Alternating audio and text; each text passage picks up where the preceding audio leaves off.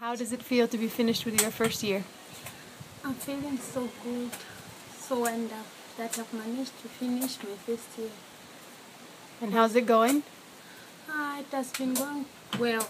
Everything has been good because of the sponsor that you are helping me.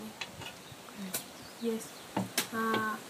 It was something difficult for me to do this course or to finish this year without your help.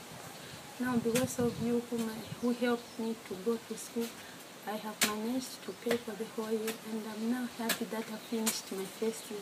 I'm preparing to go for the second year. Good. And how is this opportunity, how will it change your life?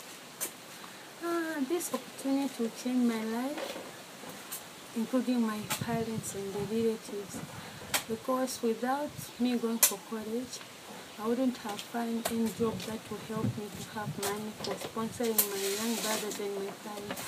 So I really appreciate for this because it will make me to be somebody in life.